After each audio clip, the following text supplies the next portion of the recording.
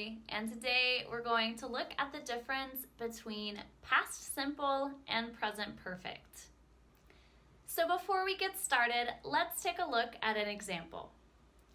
I studied English.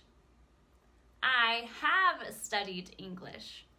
Here we have the same sentence, but in one we're using past simple and in the other we're using present perfect.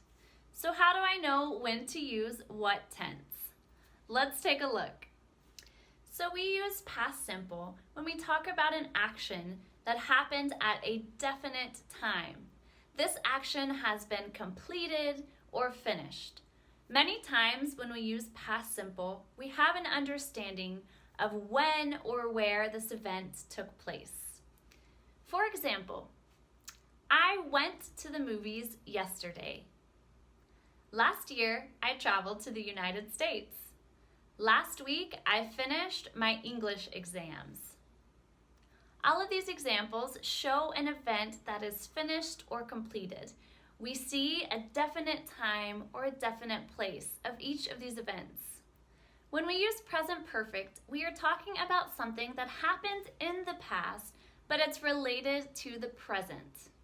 Present perfect is used to talk about changes, experiences, recent news, or a continuing situation.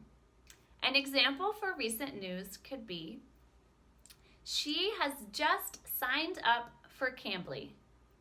An example for experience could be, I have traveled to many countries.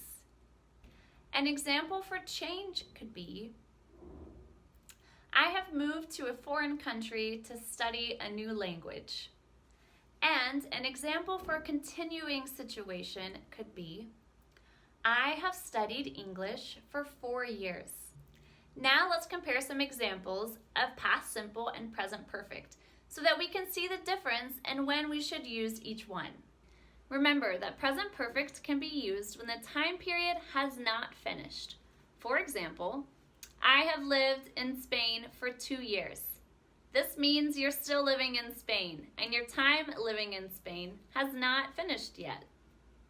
The simple past is used when the time period has finished. For example, I lived in Spain 2 years ago. This means that you did in fact live in Spain 2 years ago, but this action has finished, and now you don't live in Spain anymore. The present perfect is often used when giving recent news. For example, my friend has just signed up for Cambly. The simple past is used when giving older information. For example, last week my friend signed up for Cambly. The present perfect is used when time is not specific. For example, I have signed up for Cambly. The simple past is used when the time is clear. For example, yesterday I signed up for Cambly. The present perfect is often used with the words for and since to express that an action hasn't finished yet. For example, I have studied English for 10 years. This means that you are still studying English, even though you started studying 10 years ago. The simple past can be used with the word for when it talks about an action that's already finished. For example, I studied English for 10 years. This means that you already studied English for 10 years and doesn't mean that you are still currently studying English.